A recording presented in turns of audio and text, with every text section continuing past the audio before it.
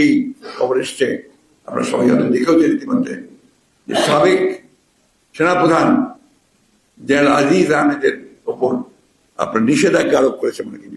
আসলে যে ভিসা নীতি ঘোষণা করা হয়েছে সেটির অধীনে তো কারো উপর ইম্পোজ করা হয়েছে বলে এখন আমার জানা নেই। জেনারেল আজিজের বিরুদ্ধে যে ব্যবস্থা, সাবেক সেনাপ্রধান তার একটা নিষেধাজ্ঞা এসেছে, এর আগে র্যাবের নিষেধাজ্ঞা ছিল আর কি, এটা নিয়ে কি বলবেন? না, এটা নিয়ে তো আমারও কোনো মন্তব্য নেই। কেন? আসসালামু আলাইকুম রহমতুল্লাহ বারাকাতু। দর্শক প্রবাদ যে যেখানে বসে আজকে ভিডিও দেখবেন সবাইকে শুভেচ্ছা অভিনন্দন। প্রিয় দর্শক, চ্যানেলটি সাবস্ক্রাইব করে রাখবেন, সেই সাথে বন্ধুদের মাঝে বেশি বেশি করে শেয়ার করবেন। আজকে বাংলাদেশের রাজনীতি নিয়ে আপনাদেরকে কিছু বিষয় শেয়ার করব। সাবেক সেনাপ্রধান আজিজের নিষেধাজ্ঞা আরোপ করেছে আমেরিকা থেকে, সেটা আমেরিকার প্রেস ব্রিফিংকে জানিয়ে দিয়েছে। অন্যদিকে বাংলাদেশে এই নিয়ে বিভিন্ন কথাবার্তা হয়েছে। স্বরাষ্ট্রমন্ত্রী কিছু মন্তব্য করেন এবং পররাষ্ট্রমন্ত্রী বলেছেন এটা তাদের ব্যাপার, অন্যান্য এই বিষয় দিয়ে তাকে নিষেধাজ্ঞা দিয়েছে এবং সেটা সেনাবাহিনী বুঝবে, সে কথা বলেছেন। সব মিলিয়ে আজকের এই যে গুরুত্বপূর্ণ সংবাদগুলো আপনারা দেখবেন মনোযোগ সহকারে এবং সেই সাথে বেশি বেশি করে শেয়ার করে দেবেন, কারণ আপনাদের শেয়ারের মাধ্যমে আমাদের অন্যান্য ভিডিওসগুলো অতি দ্রুত ভিডিও পৌঁছে যাবে। আপনারা সবাই চ্যানেলটি সাবস্ক্রাইব করুন, আবারও বলতে চাই, এবং সাথে লাইক কমেন্ট শেয়ার করে পাশে থাকুন।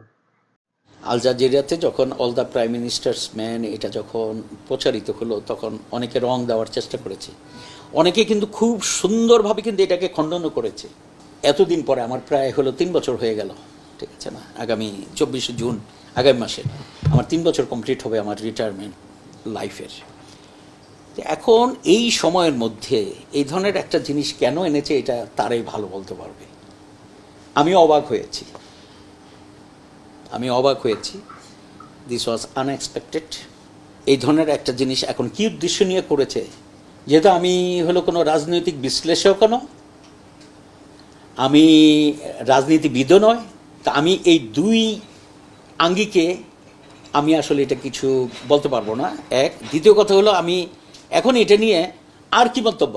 আমার একটা জিনিস আমি আপনাদেরকে ধন্যবাদ দিতে চাই, যখন হলো আমি সকালে জিনিসটা দেখলাম খুব মর্মাহত হয়েছি আসলে। তো কারণ যদি সার্ভিসে থাকতাম আমি হয়তো আমার স্টাফদেরকে ডেকে বলতাম এই একটা সংবাদ সম্মেলন করো বা কিছু একটা করো, যেহেতু এই আমার সুযোগ নাই।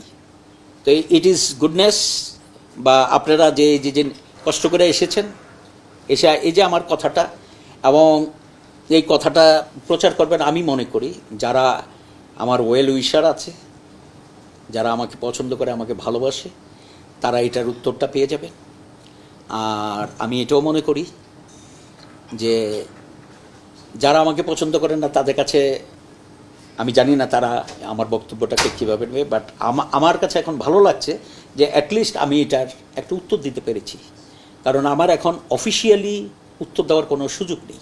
প্রথমবার যখন আল জাজিরা বের হয় তখন আপনারা জানেন ওটা হলো যে আইএসপিআর থেকে কিন্তু একটা হলো তারা রিজয়েন্ডার দিয়েছিল। যেহেতু আমি এখন ইউনিফর্মে নাই, আমি এবং আমার রিটায়ারমেন্টও ইয়েটা হয়ে গেছে, আই এম জাস্ট লাইক হলো এনিবডি, তো সেই ক্ষেত্রে তো আমার তো ওই সুযোগ নাই এটাকে হলো ইয়েটা। আপনারা আসছেন, আপনাদেরকে বক্তব্যটা দিলাম, আপনারা উপস্থাপন করবেন। আল জাজিরাতে যখন all the prime ministers man এটা যখন প্রচারিত হলো তখন অনেকে রং দেওয়ার চেষ্টা করেছে, অনেকে কিন্তু খুব সুন্দরভাবে কিন্তু এটাকে খণ্ডনও করেছে।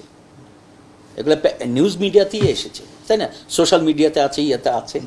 অনেকে খুব সুন্দর করে যে এগুলা যে অযৌক্তিক যে অভিযোগগুলো করা হয়েছে, এগুলো যে প্রত্যেকটাকে খণ্ডন করা হয়েছে এবং এটা অযৌক্তিক। এটা শুধু একজন করে না, একাধিক লোকজন এটাকে খণ্ডন করেছে। তারপরে কিন্তু আমি অগাস্ট 2021 যখন ডয়চে ভ্যালিতে ওই যে খালেদ মহিউদ্দিন ওই ভদ্রলোকের সাথে যখন ইন্টারভিউটা দিলাম, সেখানেও কিন্তু আমি এগুলো সম্পর্কে বিস্তারিত কথা বলেছি, আমি আমার বক্তব্যটা দিয়েছি। তো একই জিনিস আর রিপিট করতে চাই না। এখন কথা হলো যে আসলে এখন কেন করলো, এটা তো আমার বোধগম্য হলে তো আমি তো হয়তো যে ওই আঙ্গিক দৃষ্টিকোণ থেকে হলো কথা বলতাম। কেন করেছে, এটা যারা করেছে বা ইয়েটাকে করেছে তারাই ভালো বলতে হবে। দেখেন আসলে সত্যি কথা বলতে কি, আমাদের এই যে ধরেন যে কিছু স্যাংশন দিয়েছে, ওই যে আমাদের কিছু সেনা কর্মকর্তা, আমি সেনা কর্মকর্তাদেরটা বিষয়টি বলবো, যারা পেয়েছে, পুলিশেরও কয়েকজন পেয়েছে, আমাদের সেনা কর্মকর্তা যারা হলো স্যাংশনটা পেয়েছে, এবং যে অভিযোগে তাদেরকে হলো স্যাংশনটা দিয়েছে, এমনও হয়েছে যাকে আমি জাস্ট হলো, আমি সেনাপ্রধান হিসেবে ওই অফিসারটাকে হয়তো যে র্যাবে পোস্টিং না দিয়ে আমি হয়তো কোনো একটা জায়গাতে একটা ভালো একটা অ্যাপয়েন্টমেন্টে দিতে পারতাম, আমি তাকে র্যাবে পোস্টিং দিয়েছি। আনফর্চুনেটলি সে স্যাংশন করে গেছে, সে হলো কোনো অ্যাক্টিভিটিসের সাথে ইনভলভও ছিল না। আপনারা দেখেছেন এই 3 বছর আমার কোনো হলো এমন কোনো ইয়েতে ছিল না যে আমি রাজনীতিতে নামতে চাচ্ছি, যে আমি সেটা নিয়ে অ্যাক্টিভ হচ্ছি, তো কেউ বলবো যে আচ্ছা ওরে যাতে রাজনীতি করতে না পারে, বা আমি এখানে কোনো একটা জিনিস এটা করতেছে এই সমস্ত জায়গাতে। তো এরকম তো কোনো কিছু নাই যে এটা। হ্যাঁ, এখন একটা জিনিস হতে পারে, আমি যেটা ব্যক্তিগতভাবে মনে করি, যেমন হলো যে আমাকে কিছু বলা, যেমন হলো আমার পরিবারের অন্যান্যরা একটু বিব্রত হবে, আমাকে যারা নিয়োগ দিয়েছিল আমি মনে করি যে তারাও কিছুটা বিব্রত হবে, ঠিক আছে না? তাদেরকেও এটা টার্গেট করেছে কিনা আমি জানি না, যে আমার মাধ্যমে তাদেরকে কোনো উদ্দেশ্যে টার্গেট করা হয়েছে কিনা সেটাও আমি জানি না, ঠিক আছে না? তো প্রত্যেকটার তো সাম্প্রতিককালে যে বিশেষ করে র্যাবের বিরুদ্ধে যে যুক্তরাষ্ট্রের স্যাংশন ছিল, তার পরবর্তীতে যুক্তরাষ্ট্র থেকে উচ্চ পর্যায়ে যে ধরনের ভিজিটগুলো হয়েছে বাংলাদেশে, সেই সময় প্রায় প্রতিটি ক্ষেত্রেই কিন্তু তারা এই ধরনের ইঙ্গিত দিয়েছে গণমাধ্যমকে যে তারা এই ধরনের মানবাধিকার লঙ্ঘনের পাশাপাশি দুর্নীতি বিষয়টাকেও আগের তুলনায় অনেক বেশি বিবেচনায় নিয়ে একই ধরনের হাতিয়ার ব্যবহার করার তারা চিন্তাভাবনা করেছে বলে আমরা জেনেছি ওটা গণমাধ্যম সূত্রেই। কাজে এটারই একটা ধারাবাহিকতা, এটা একটা দৃষ্টান্ত হতে পারে। এবং তারা তো নিজস্ব সূত্র হোক বা বিশেষ করে এই বিষয়টা নিয়ে আল জাজিরাতে একটা প্রতিবেদন হয়েছিল, সেই সূত্র হোক বা অন্য যে কোনো সূত্রের উপর নির্ভর করে এই পদক্ষেপটি গ্রহণ করেছে, এবং তাদের আইনগত তাদের যে ঘোষণা সেখানে কিন্তু তাদের আইনের একটা রেফারেন্স আছে। এই বিষয়টারই ওইভাবেই দেখতে চাই আমরা। তবে যে জিনিসটা লক্ষণীয় সেটা হচ্ছে যে যদি সত্যিকার অর্থেই যে কোনো ব্যক্তি যে তার পরিচয় অবস্থান যাই থাকুন না কেন, তার দুর্নীতি সম্পর্কে অভিযোগ প্রমাণ সাপেক্ষে এই ধরনের পদক্ষেপ আন্তর্জাতিকভাবে বা অন্য একটা রাষ্ট্র গ্রহণ করে থাকে, তাহলে তো আমাদের সংশ্লিষ্ট কর্তৃপক্ষেরও প্রয়োজন হচ্ছে, উপর দায়িত্ব হয় যে বাংলাদেশের আইন অনুযায়ী সেটিকে খতিয়ে দেখা। এটি একটা বিষয়। এবং যদি সত্যিকার অর্থে সেটা যথাযথ প্রক্রিয়ায় অপরাধ বা দুর্নীতি প্রমাণিত হয়, তাহলে জবাবদিহিতা নিশ্চিত করে আইনগতভাবে, এটি একটা দিক। দ্বিতীয় হচ্ছে যে আমি যেটা মনে করি যে এটি কোনো বিচ্ছিন্ন ঘটনা নয়। আমাদের দেশে আসলে সরকারি বা রাষ্ট্রীয় বা রাজনৈতিক প্রশাসনিক বিভিন্ন প্রতিষ্ঠানে যারা ক্ষমতাধর ব্যক্তিবর্গ, ক্ষমতা অধিষ্ঠিত, তাদের অনেকেই ক্ষমতার অপব্যবহার করে দুর্নীতি করে থাকেন, সেটা সর্বজন বিদিত। এর অনেক ঘটনা, এই ধরনের ঘটনা সাম্প্রতিককালে আরও প্রকাশিত হয়েছে। কাজে আমরা মনে করি এটা সকলের জন্য একটা বার্তার মতো, যে ঠিক আছে, দুর্নীতি হলে শুধুমাত্র জাতীয়ভাবে বিব্রত হওয়া বা জবাবদিহিতার মুখোমুখি হওয়ার যে সম্ভাবনা আছে, তার বাইরে আবার আন্তর্জাতিকভাবেও বিব্রত হওয়ার সম্ভাবনা রয়েছে। সেটি এই ধরনের একটা বার্তা হিসেবে দেখতে চাই। যে তথ্যের উপর নির্ভর করে তারা এই অবস্থানটা নিয়েছে, সেটা সম্পর্কে পুরোপুরি ভ্যালিডেশন না করে বা যথার্থতা যাচাই না করে তারা এই ধরনের পদক্ষেপ নেবে, এটা আশা করাটা কঠিন। কাজে এখানে যথার্থ রয়েছে বলেই ধারণা করা যেতে পারে। এটি অবশ্যই একটি ঘটনা, তবে এটা খুব গুরুত্বপূর্ণ প্রশ্ন, কারণ যেহেতু এত শীর্ষ পর্যায়ে অধিষ্ঠিত একজন কর্মকর্তা, তার সম্পর্কে একটা পদক্ষেপ গৃহীত হয়েছে। এটি আন্তর্জাতিক শান্তিরক্ষী কার্যক্রমে বাংলাদেশের অবস্থানকে ইমিডিয়েটলি কোনো প্রভাব ফেলবে সেটি আমি বলছি না, সেটা সম্ভাবনা হয়তো বলা যাবে না, কিন্তু এটা একটা বিব্রতকর অবস্থাতে সৃষ্টি হবেই বা হয়েছেই বলে আমি মনে করি, যে এরকম শীর্ষ পর্যায়ে অধিষ্ঠিত ব্যক্তি। আরেকটা জিনিস হচ্ছে যে তার সম্পর্কে যেই তথ্যটা ইতিমধ্যে যতটুকু তারা প্রকাশ করেছে, সেখানেও কিন্তু তিনি এককভাবে এটা করেছেন সেটা কিন্তু নয়। তার সাথে আরও অনেক সহযোগী ছিলেন, তারা এই তালিকার মধ্যে নেই। কিন্তু আমি যেই জন্য বললাম যে আমাদের কর্তৃপক্ষের সংশ্লিষ্ট প্রতিষ্ঠানগুলোর উচিত হবে এই বিষয়গুলো সুনির্দিষ্টভাবে খতিয়ে দেখা, এই কারণে যে যদি এই ধরনের ক্ষমতার অপব্যবহার দুর্নীতি হয়ে থাকে, তাহলে কিন্তু এককভাবে তিনি দায়ী সেটা কিন্তু বলা যাবে না, এর সাথে আরও যোগসাজশ। আসলে যে ভিসা নীতি ঘোষণা করা হয়েছে সেটির অধীনে তো কারো উপর ইম্পোজ করা হয়েছে বলে এখন আমার জানা নেই। জেনারেল আজিজের বিরুদ্ধে যে ব্যবস্থাটা নেওয়া হয়েছে সেটা অন্য অ্যাক্টের অধীনে করা হয়েছে। হ্যাঁ, অবশ্যই গণতন্ত্রকে বাধাগ্রস্ত করার জন্য যদি ভিসা নীতি প্রয়োগ করা হয়, তাহলে যারা গণতন্ত্রকে সত্যিকার অর্থে বাধাগ্রস্ত করছে, পুলিশকে পিটিয়ে হত্যা করছে, হাসপাতালে হামলা চালাচ্ছে এবং প্রধান বিচারপতির বাসভবনে হামলা চালাচ্ছে, গণতন্ত্রকে বাধাগ্রস্ত করছে, মানুষ পুড়িয়েছে গণতন্ত্রকে বাধাগ্রস্ত করার জন্য, নির্বাচন ভণ্ড করার লক্ষ্যে, তাদের উপরে তো সেটি প্রয়োগ করা প্রয়োজন বলে আমরা মনে করি। আমাদের মিশনকে ইউএসএতে আমাদের মিশনকে আগে জানানো হয়েছে, অর্থাৎ এটা পাবলিক করার আগে জানানো হয়েছে। তা আমরা মনে করি যে আমরা ইউএসের সাথে আমরা এঙ্গেজমেন্টের মধ্যে আছি। আমরা দুর্নীতি দমন বলুন, সন্ত্রাস দমন বলুন এবং অন্যান্য ক্ষেত্রে আন্তর্জাতিকভাবেও আমরা হিউম্যান ট্রাফিকিং, সন্ত্রাস দমন সহ তারপর অন্যান্য ক্ষেত্রে আমরা একযোগে কাজ করছি। আমরা দুর্নীতি দমনের ক্ষেত্রে আমরা ইউএসের সাথে একসাথে কাজ করতে চাই এবং করব। দেখুন, এটা আর্মির বিষয়, যেহেতু সেনাবাহিনীর বিষয়, এটা সেনাবাহিনীর বিষয়ের ক্ষেত্রে আমাদের আমি এই মুহূর্তে কিছু বলতে চাই না, যেহেতু সাবেক সেনাপ্রধান, এটি সেনাবাহিনীর বিষয়। এখন ইউএস ভিসা নীতি যেটি ঘোষণা করেছিল সেটি হচ্ছে 3C visa policy, which was under the Immigration and Nationality Act of the US. এটি ছিল ইমিগ্রেশন অ্যান্ড ন্যাশনালিটি অ্যাক্টের আওতায় 3C ভিসা পলিসি। সেটি ছিল ভিসা নীতি যেটা ঘোষণা করেছিল এই অ্যাক্টের আওতায়। আর জেনারেল আজিজের বিরুদ্ধে যে ভিসা রেস্ট্রিকশন দেওয়া হয়েছে সেটা হচ্ছে foreign operation and related programs appropriation act, এটার অধীনে দেওয়া হয়েছে। অর্থাৎ যে ভিসা নীতি ঘোষণা করা হয়েছিল সেটির অধীনে তাকে ভিসা রেস্ট্রিকশন দেওয়া হয়নি, অন্য অ্যাক্টের অধীনে তাকে ভিসা রেস্ট্রিকশন দেওয়া হয়েছে।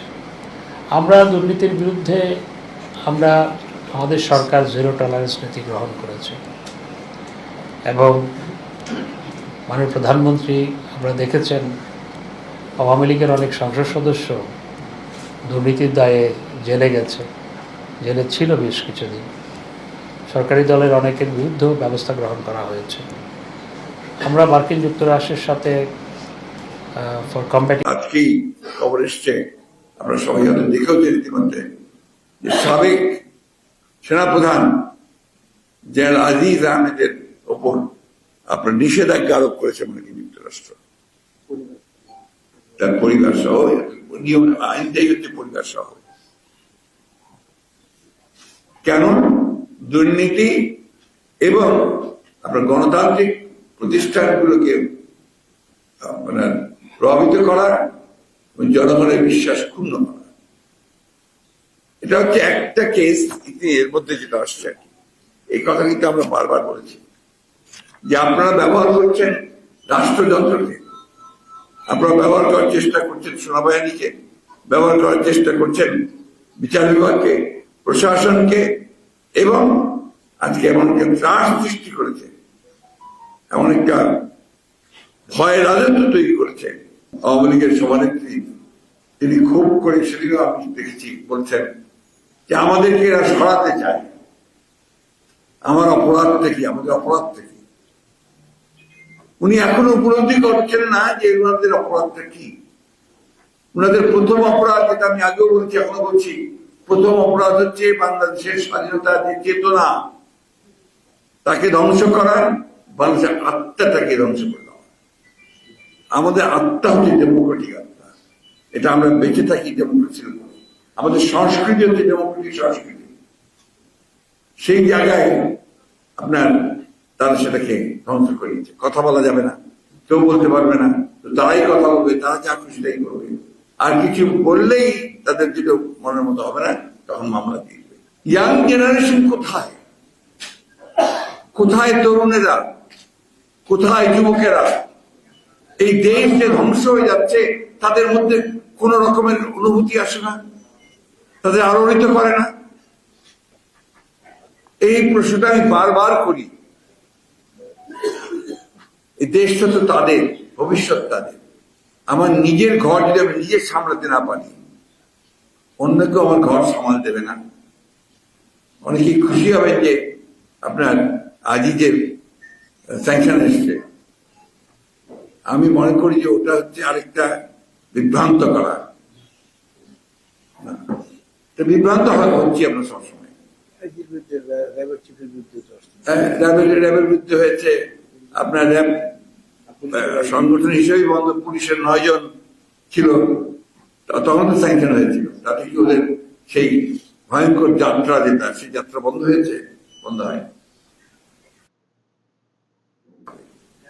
নিজের শক্তি নিয়ে দাঁড়াতে হবে এবং নিজের শক্তি নিয়েই তাদেরকে পরাজিত করতে হবে। অনেক সময় ভুল ব্যাখ্যা করা হয় যে আমাদেরকে উৎখাত করতে চাই। আমি উৎখাতের কথা বলিনি, উৎখাত করতে যাবো কেন? আমরা ভোটের অধিকার চাই, সেই ভোটের মধ্য দিয়ে আমরা তোমাদেরকে পরাজিত করব। সেই ভোটের অধিকারটাকে অর্জন করার জন্য আমাদের সবাইকে কিন্তু প্রয়োজনে আরো ত্যাগ স্বীকার করতে হবে। আমি সবসময় যেটা বলি যে আমরা লিবারেল ডেমোক্রেটিক পার্টি, আমরা কোনো র্যাডিক্যাল পার্টি বা কোনো রেভলিউশনারি পার্টি নয়। লিবারেল ডেমোক্রেটিক পার্টি হচ্ছে যে একটা নির্বাচন, সেই নির্বাচনটা যেন সুষ্ঠু হয়, আবাদ হয়, সরকার যেন কোনো ওর মধ্যে প্রভাব বিস্তার করতে না পারে, সেই জায়গাটায় আমরা যেতে চাই। ওরা তো সেটা দেবে না, আমাদেরকে সেটা আনতে হবে। গ্রুপের ওলামা লীগ আমরা চাই না। মশারির মধ্যে মশারি, ঘরের মধ্যে ঘর, এই ওলামা লীগ আমাদের দরকার নেই। ঠিক আছে? মনে থাকবে না মুখে বলছে? কারোর সাথে কারো মিল নেই, নেতায় নেতায় অমিল, নেতায় নেতায় বিভেদ। আমাদের দলের আদর্শ পরিপন্থী অসাম্প্রদায়িক দল আওয়ামী লীগের এই অসাম্প্রদায়িক চেতনা বিরোধী সাম্প্রদায়িক বক্তব্য দেখলাম অনেকেই দিয়েছে। এ ধরনের ইরেসপন্সিবল কমিউনাল কথা আওয়ামী লীগের ভ্রাতৃপ্রতীক সংগঠন ওলামা লীগের কেউ উচ্চারণ করবে, সেটা আমরা আশা করি।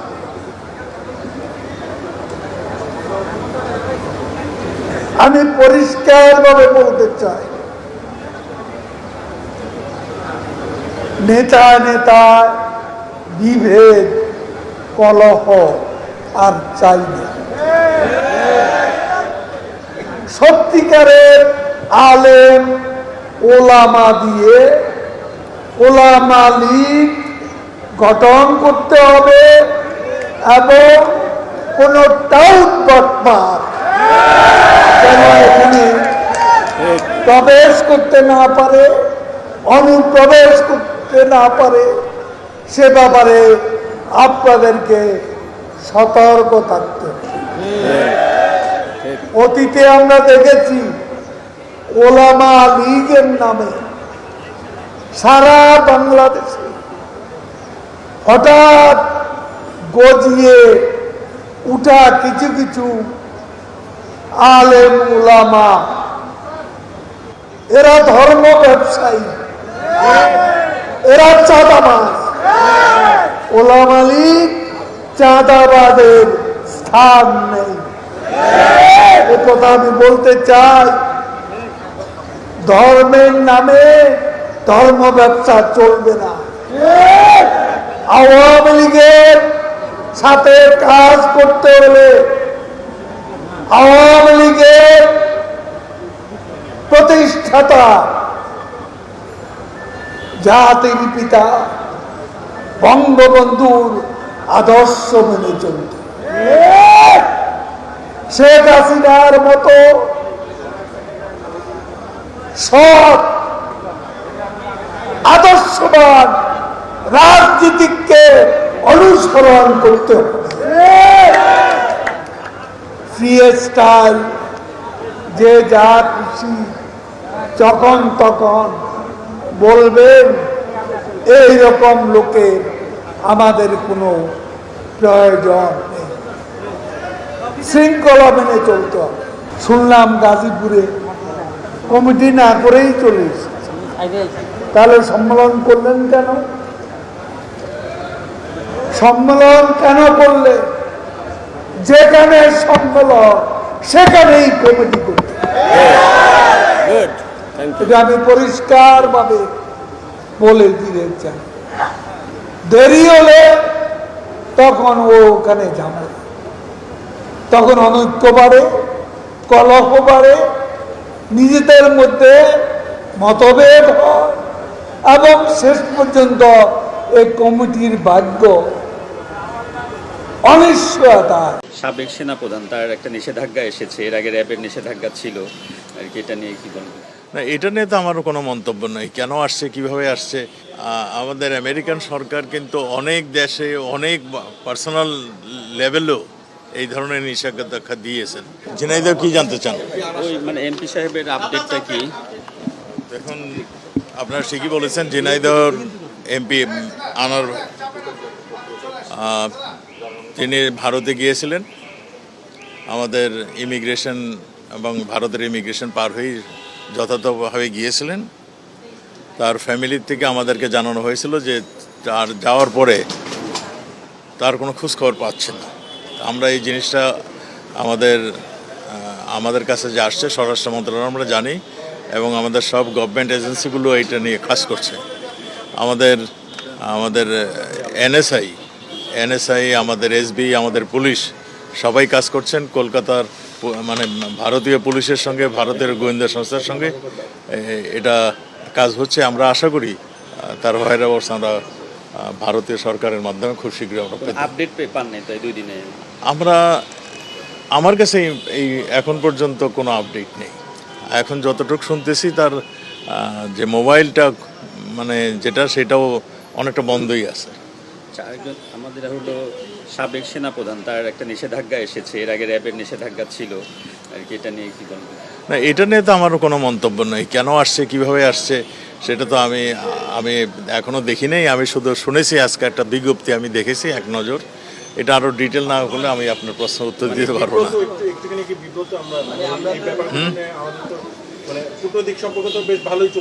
না, একটা জিনিস আমি বলছি, আমাদের আমেরিকান সরকার কিন্তু অনেক দেশে অনেক পার্সোনাল লেভেলেও এই ধরনের নিষেধাজ্ঞা দিয়েছেন, অনেক দেশে দিয়েছে।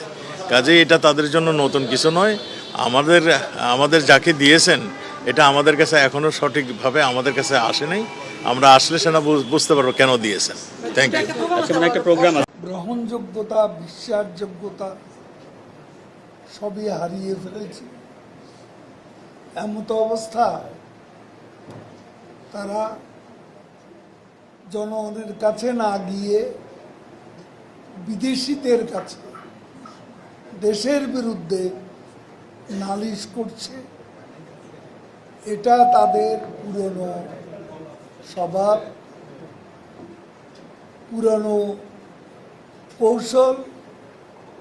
এখান থেকে তারা সরে দাঁড়াবে আমরা এমনটা মনে করি না। এখন বিদেশি কিছু বন্ধু আছে, তারাই তাদের একমাত্র ভরসা। যদি এখন 5 বছর দেশে কোনো নির্বাচন হবে না, নির্বাচন টার্ম শেষ হওয়ার আগে হবে।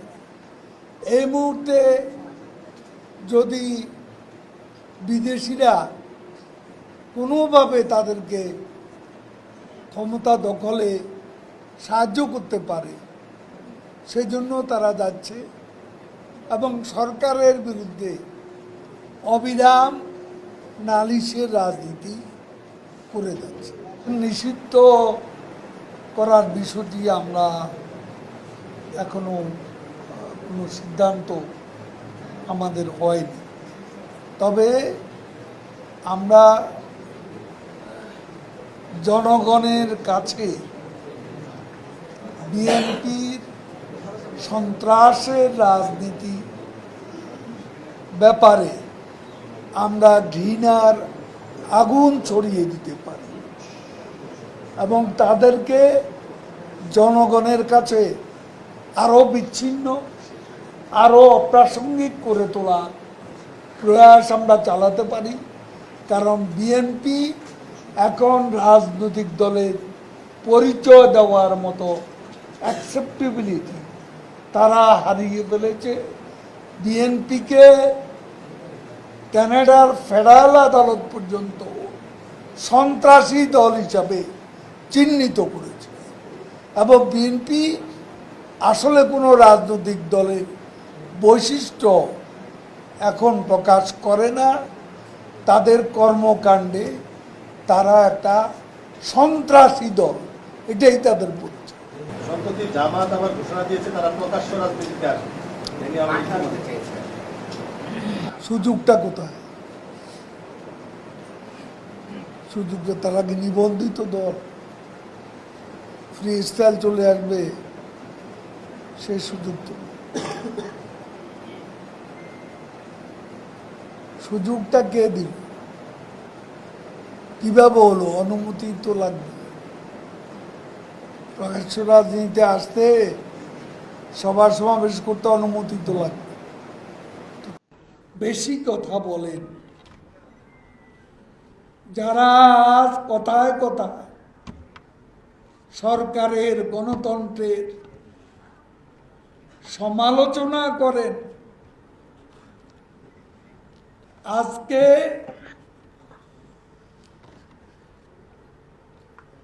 যারা আন্দোলনে ব্যর্থ, নির্বাচন ঠেকাতে ব্যর্থ, তারা গণতন্ত্রের সমালোচনা। যারা ৭৫-এ গণতন্ত্র হত্যা করে যাদের যাত্রা শুরু, বঙ্গবন্ধু পরিবারের রক্তস্রোত যারা বইয়ে দিয়েছে, তারা অভ্যন্তরে জাতীয় নেতাদের হত্যা করে তাদের গণতন্ত্র। ২১শে আগস্ট বঙ্গবন্ধু কন্যাকে টার্গেট করে যে হত্যাকাণ্ড, গণতন্ত্র হত্যা আর এক ধারাবাহিক নজির। এরাই এখন সবচেয়ে বেশি গণতন্ত্রের কথা বলে। নিজেরা বিপদে আছে, দেশকে বলে বিপদে আছে। বাংলাদেশ বিপদে নেই। শেখ হাসিনা যতক্ষণ আছে, ইনশাআল্লাহ বাংলাদেশ তার যথাযথ উচ্চতায় অধিষ্ঠিত। বাংলাদেশ এতদিনে প্রমাণ হয়েছে, একজন মানুষ বাংলাদেশের স্ট্যাবিলিটির প্রতি। আমাদের স্ট্যাবিলিটি আজকে বাংলাদেশের নিরাপত্তা আজকে শেখ হাসিনার হাতে। গণতন্ত্র নিরাপদ, বাংলাদেশ নিরাপদ, আমাদের অর্থনীতি নিরাপদ, আমাদের ভাবমূর্তি নিরাপদ। আমরা 15ই ফেব্রুয়ারি মার্কা নির্বাচন করে ক্ষমতায় আসব। এবারে যে নির্বাচন, এটা কোনো সেমি ডেমোক্রেসি নয়, এটা একটা ডেমোক্রেটিক ইলেকশন। এবং এটা তারা আসেনি, তারপরও 42% ভোটার ভোট দিয়েছে। এটা অনেক উন্নত দেশেও এত লোক ভোটাধিকার প্রয়োগ করে কিনা সন্দেহ আছে। বাংলাদেশকে নিয়ে কথায় কথায় ফখরুল বলে মহা বিপদে। মহা বিপদে আছে বিএনপি নেতা লন্ডনে, কর্মীরা হতাশ। কি করবে? হাল ধরার কেউ নেই। বিএনপি পথ হারা পথিকের মতো দিশেহারা। এই দলের ভবিষ্যৎ আছে বলে এই দলের কর্মীরাও বিশ্বাস করে। কাজে নিয়ে মাথা ব্যথার কোনো কারণ একটা আছে, এরা সাম্প্রদায়িক শক্তির ঠিকানা, এরা জঙ্গিবাদের পৃষ্ঠপোষক, এরা এদেশে অর্থ পাচার আর দুর্নীতির রাজা। কাজে অপশক্তিকে রুখতে হবে। এদেশের উন্নয়ন, এদেশের নিরাপত্তা, এদেশের গণতন্ত্র, আমাদের সার্বিক অগ্রগতির পথে প্রধান অন্তরায় হচ্ছে বিএনপি। এদেরকে প্রশ্রয় দেওয়া যাবে না, এদেরকে রুখতে হবে। বাংলাদেশকে আরো এগিয়ে নিয়ে যেতে এই অপশক্তিকে রুখতে হবে। বেশি কথা বলেন যারা আজ কথায় কথায় সরকারের গণতন্ত্রের সমালোচনা করেন, আজকে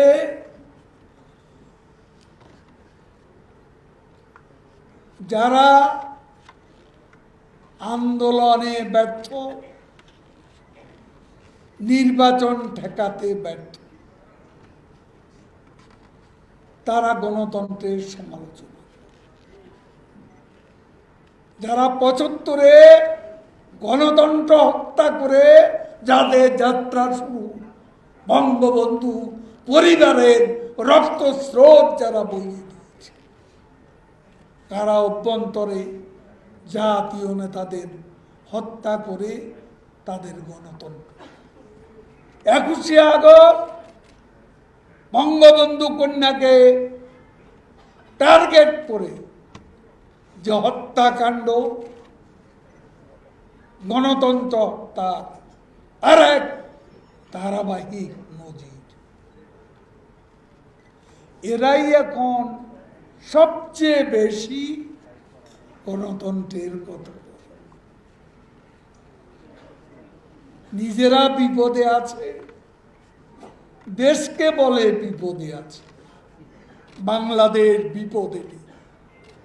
শেখ হাসিনা যতক্ষণ আছে, ইনশাআল্লাহ বাংলাদেশ তার যথাযথ উচ্চতায় অধিষ্ঠিত। বাংলাদেশ এতদিনে প্রমাণ হয়েছে